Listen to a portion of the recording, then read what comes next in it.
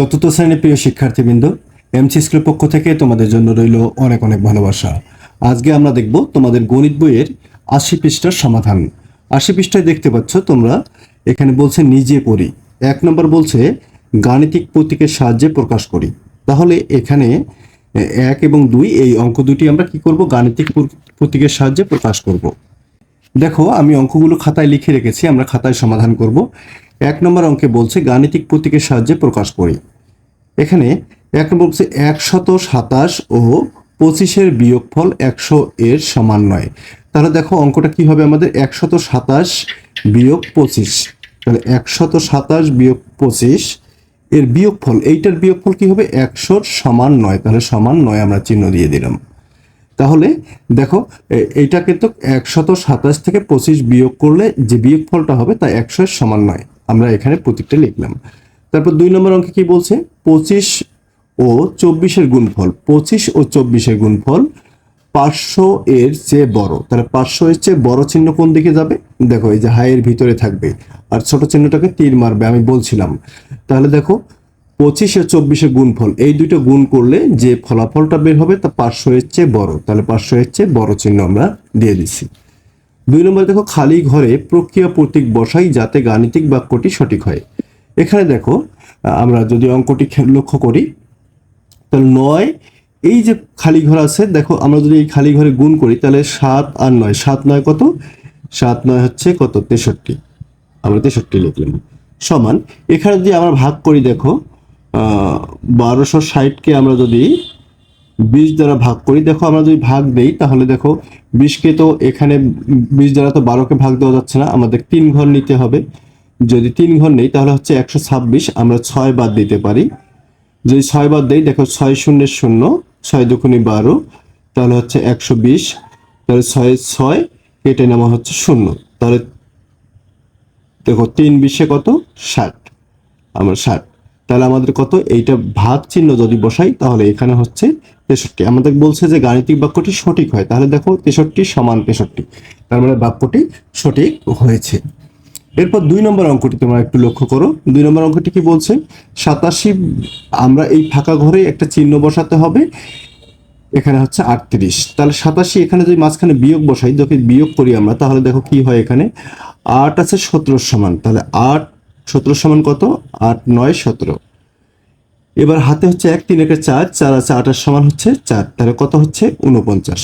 এ পাশে দেখো তোমার ৭ আর ৭ যদি গুণ করে, এখানে যদি গুণ চিহ্ন দাও, ৭ আর ৭ গুণ করলে হবে ৪৯। দেখো ৪৯ সমান ৪৯, তার মানে গাণিতিক বাক্যটি সঠিক যদি এখানে আমরা বিয়োগ চিহ্ন এবং এখানে আমরা গুণ চিহ্ন বসাই। আশা করি বুঝতে পারছে ১ এবং ২ নম্বর অঙ্কের সমাধান। এবার ৩ নম্বর অঙ্কে দেখো বলছে কোন বাক্যটি সত্য কোন বাক্যটি মিথ্যা যাচাই করি। এখানে যে দুইটি অঙ্ক আছে, এখন আমরা এই দুইটি অঙ্কের সমাধান দেখব। তো ৩ নম্বর অঙ্ক দেখো, এখানে বলছে কোন বাক্যটি সত্য কোন বাক্যটি মিথ্যা যাচাই করি। তাহলে এখানে ১ নম্বর অঙ্কটা ৩২/৪/২, ছোট চিহ্ন ৩২ দেখো প্রথম বন্ধনী ৪/২। তাহলে এই দিকেরটা আমার হচ্ছে আমাদের বাম পক্ষ, এই দিকেরটা আমাদের ডান পক্ষ। এভাবেও করতে পারি, আমি যেভাবে করছি এভাবে করতে পারি। মানে বাম দিকেরটা আমরা ক্যালকুলেশন করব, যোগ বিয়োগ গুণ ভাগ যা থাকে করব, ডান দিকেরটা যোগ বিয়োগ গুণ ভাগ যা থাকে করব। আর যদি তোমার বাম পক্ষ লিখে বাম দিকেরটা করো, ডান পক্ষ লিখে ডান দিকেরটা করো, সেটাও হবে। তাহলে আমি দেখো সরাসরি করেছি, এখানে ৪ দ্বারা ৩২-কে যদি ভাগ দেই, ৪ ৮ কত, ৩২, ভাগ ২ লিখছি। তারপর ছোট চিহ্ন, এখানে দেখো ৩২ ভাগ প্রথম বন্ধনী কাজটা আগে করেছি, তাহলে ২ দ্বারা ৪-কে ভাগ দিলে হবে ২। এরপর দেখো ২ দ্বারা ৮-কে ভাগ দিয়েছি, ৪ দুগুণে ৮, তাহলে ৪, ছোট চিহ্ন। এখানে ২ দ্বারা ৩২-কে ভাগ দিলে হবে ১৬, তাহলে ২ দ্বারা তোমার ৩২-কে ভাগ দিয়ে নিবা। হ্যাঁ, আমি তারপর করতেছি, এখানে ২ অক্ষে ২, ১ ২ ১২, তাহলে হচ্ছে ৬ দুগুণে কত, ১২, তাহলে দেখো এখানে হচ্ছে ১৬।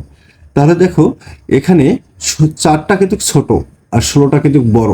তাহলে আমি বলছিলাম ছোট চিহ্নটাকে সবসময় তীর মারবে। এটা মনে রাখার উপায় হচ্ছে, দেখো এই চিহ্নটা যারা বুঝাচ্ছে হচ্ছে ৪-কে তীর মেরেছে, মানে ৪টা হচ্ছে ছোট চিহ্ন, ছোট সংখ্যা, আর ১৬টা হচ্ছে বড় সংখ্যা। তার মানে গাণিতিক বাক্যটি সঠিক আমরা বলতে পারি। এরপর দেখো এখানে ২ নম্বর অঙ্কটি বলছে ৪ × ৬ + ৩ × ৫ সমান ৪ × ৬ + ৩ × ৫। দেখো আমরা বাম দিকেরটা আমরা ক্যালকুলেশন যদি করি, দেখো এখানে গুণের কাজটা আগে করব আমরা, তাহলে 4 গুণন 6, 4 6 কত 24, মাঝখানে যোগ চিহ্ন দিলাম। দেখো এই সংখ্যাটার সাথে এই সংখ্যাটা গুণ অবস্থা আছে, 3 5 কত 15 সমান, এখানে দেখো প্রথম বন্ধনী কাজটা আগে করব, তাহলে 4 গুণন 6 আর 3 যোগ করলে হবে 9 গুণন 5। এরপর দেখো এটা যদি যোগ করি 5 আর 4 হচ্ছে 9, 2 এর 1 3 39। আর এখানে দেখো আমরা যদি গুণ করি তাহলে হচ্ছে কত 4 গুণন 9, 4 9 কত 36 আর হচ্ছে 5। এবার যদি 36কে 5 দ্বারা গুণ করি হচ্ছে 180। আচ্ছা বলো তো 39, তাহলে দেখো 39 সমান হচ্ছে 180, কথাটা কি সত্য? না, এটা কিন্তু সমান নয়। তার মানে এখানে বাক্যটি হওয়ার কথা ছিল এরকম, মানে সমান নয় হওয়ার কথা ছিল, কিন্তু এখানে সমান চিহ্ন দেওয়া আছে, তার মানে বাক্যটি মিথ্যা, বাক্যটি সঠিক নয়। এখানে যদি সমান নয় চিহ্ন দেওয়া থাকতো তাহলে বাক্যটি সঠিক হতো। এই হচ্ছে 3-এর 1 এবং 2 নং অঙ্কের সমাধান। 4 নম্বর অঙ্কে বলছে বাক্যের খালি ঘরে সংখ্যা বসাই যাতে গাণিতিক বাক্যটি সত্য হয়। তাহলে আমরা 4 নম্বর অঙ্ক, এখানে দুটি অঙ্কই লিখে রেখেছি, তোমরা স্ক্রিনে দেখতে পাচ্ছ। এখানে দেখো 49 ভাগ ফাঁকা ঘর সমান হচ্ছে 56 ভাগ হচ্ছে 8। তাহলে আমরা দেখো এখানে 49 ভাগ ফাঁকা ঘর লিখে ফেলেছি, গুণন এখানে যদি আমরা ভাগ করি 56কে 8 দ্বারা যদি ভাগ করি 7 8 56, তাহলে আমরা 7 লিখেছি, এটা ভাগ করলে 7 হয়। এরপর দেখো এই 49 সংখ্যাটা কিন্তু এখানে ভাগ আকারে আছে, ওই পাশে গেলে কি হয়ে যাবে গুণ হয়ে যাবে।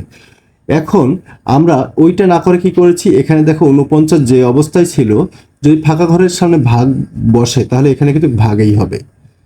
তাহলে এখানে দেখো 49 ভাগ 7 সমান হচ্ছে কত, যদি ভাগ করি আমরা 49 7 7 49, তাহলে এখানে 7 হবে। তাহলে ফাঁকা ঘর সমান কত বের হচ্ছে 7, তাহলে উত্তর হবে 7। যদি ফাঁকা ঘরে 7 সংখ্যাটি বসে তাহলে গাণিতিক বাক্যটি সঠিক হবে। এরপর দেখো 2 নম্বর অঙ্কটি কি, এখানে 5 যোগ 8 গুণন ফাঁকা ঘর সমান 53। তাহলে এখানে দেখো 5টা এই দিকে যোগ আকারে আছে, ডান দিকে গেলে কি হবে বিয়োগ হবে, মানে চিহ্নের পরিবর্তন হবে, যোগ থাকলে বিয়োগ হবে, বিয়োগ থাকলে গুণ হবে, এরকম আর কি। দেখো চিহ্নের পরিবর্তন হবে, যোগ থাকলে বিয়োগ হবে, বিয়োগ থাকলে যোগ হবে, গুণ থাকলে ভাগ হবে, ভাগ থাকলে গুণ হবে। তাহলে এখানে 8 কি অবস্থা আছে গুণ অবস্থায়, তাহলে ডান দিকে যদি 8 নিয়ে যাই আমরা ভাগ হয়ে গেছে, তাহলে 48 ভাগ 8, তাহলে যদি ভাগ দেই 6 8 48, তাহলে ফাঁকা ঘর সমান হচ্ছে 6। আশা করি বুঝতে পারছো যে তোমাদের এখানে যে বাক্যটি যদি এই ফাঁকা ঘরে 6 বসে, ফাঁকা ঘরে যদি 6 বসে তাহলে গাণিতিক বাক্যটি সত্য হবে বা সঠিক হবে। এই হচ্ছে তোমাদের 4 নম্বরের 1 এবং 2 নং অঙ্কের সমাধান। এরপরে দেখো আমরা 5 নম্বর অঙ্কটি দেখব ধারাবাহিকভাবে। 5 নম্বর অঙ্কটি কি বলছে, আমিনা 1 প্যাকেট বেলুন কিনলো। আমিনা কি কিনলো 1 প্যাকেট বেলুন কিনেছে, সেখান থেকে 20টি বেলুন নিজের জন্য রেখে দিল। 20টি বেলুন কি করছে নিজের জন্য রেখে দিয়েছে। অবশিষ্ট বেলুন 12 জন বন্ধুকে সমান ভাগে ভাগ করে দিলেন, প্রত্যেকে 10টি করে বেলুন পেল, প্যাকেটে মোট কয়টি বেলুন ছিল? তাহলে এই অঙ্কগুলো আমরা কিভাবে করব, দেখো একজন বন্ধু পেল কয়টি 10টি, তাহলে বলো তো 12 জন বন্ধু কয়টি পাবে? এখানে বলছে একজন বন্ধু 10টি পাবে, তাহলে 12 জন বন্ধু কয়টি পাবে? তাহলে 12 গুণন 10 বেশি পাবে, গুণ করেছি আমরা 12 গুণন 10, তোমরা যদি এখানে গুণ করে নিবা, হ্যাঁ 12 10, তাহলে এখানে দুইটা শূন্য বসায় দিলাম, যদি এক ঘর তো চলে গেল, তাহলে 2 অক্ষে 2 1 অক্ষে 1, তাহলে কত 120, তাই না 120টি। এখানে দেখো প্যাকেটে মোট বেলুন ছিল হচ্ছে 120টি, আর সে নিজের জন্য রেখেছিল হচ্ছে 20টি, তাহলে 20টি 120টি সে 12 জন বন্ধুকে দিছে, আর তার জন্য ছিল 20টি, এই 120 আর 20 হচ্ছে 140টি, তাহলে উত্তর কত হবে 140টি। এরপর দেখো যদি আমরা বিকল্প পদ্ধতিতে করি তাহলে কি করতে পারবো, প্যাকেটে মোট বেলুন ছিল, ধরে নিয়েছি আমরা ফাঁকা ঘর, ধরি বা মনে করি তোমরা কথাটাও লিখতে পারো। তাহলে গাণিতিক বাক্যটা কি হবে, ফাঁকা ঘর যেটা বেলুন ছিল সেখান থেকে নিজের জন্য 20টা রেখে দিয়েছি, ভাগ 12 জনকে দিয়েছি, দিলে এইটা সমান আমরা পেয়েছি হচ্ছে একজনে 10টা করে। দেখো 12 জন বন্ধুর একজন করে বন্ধু 10টা করে পেয়েছে। দেখো মোট বেলুন থেকে 20টা নিজের জন্য রেখে দিয়েছে, রেখে দেওয়া মানে বাদ দেওয়া বা বিয়োগ করা, তারপর এই যেটা বাদ দিলে যেটা থাকবে সেইটা কি করছে 12 জন বন্ধুকে ভাগ করে দিয়েছে, সমান তাহলে একজনে করে 10টা করে পেয়েছে। তাহলে এটাকে যদি ক্যালকুলেশন করি আমরা, তাহলে দেখো ফাঁকা ঘর বিয়োগ 20 সমান হচ্ছে এই 12টা ভাগ অবস্থায় আছে, ডান দিকে চলে গেছে, গুণ হয়ে গেছে। তারপর দেখো ফাঁকা ঘর বিয়োগ 20, এটা যদি গুণ করি 120, তারপর এই দেখো এখানে ফাঁকা ঘর, এইটা আছে বিয়োগ অবস্থায়, ডান দিকে গেলে হবে যোগ, তাহলে 120-এর সাথে 20 যোগ করলে হয় 140। আশা করি বুঝতে পারছো যে তোমাদের এই 5 নম্বর অঙ্কটি কিভাবে সমাধান করতে হবে। এবার তোমরা 6 নম্বর অঙ্কটি দেখো। 6 নম্বর অঙ্কে বলছে মনির সাহেব 8,000 টাকা নিয়ে বাজারে গেলেন। মুদি দোকান থেকে 3,750 টাকার বাজার করে অবশিষ্ট টাকা দিয়ে প্রতি কেজি 850 টাকা দরে মাংস কিনলেন। তিনি কত কেজি মাংস কিনলেন? কথাটা তোমাদেরকে বুঝতে হবে। দেখো, মনির সাহেব 8,000 টাকা দিয়ে দোকানে গেছেন, যাওয়ার পর কি করছে, এই টাকাটা দিয়ে মুদির দোকানে খরচ করছে কত, 3,750। তার মানে তার মোট টাকা থেকে এই টাকাটা কিন্তু বাদ হয়ে যাবে, মানে বাদ চলে যাবে। তাহলে আমরা বিয়োগ দিয়ে দেব। মনির সাহেব বাজারে গেলেন হচ্ছে 8,000 টাকা নিয়ে, সে মুদির দোকানে বাজার করলেন হচ্ছে 3,750 টাকা। তাহলে 8,000 টাকা থেকে যেহেতু এটা খরচ করে ফেলছেন, তার মানে আমি বিয়োগ দেব, তাহলে বিয়োগ দিলে হচ্ছে 4,250 টাকা।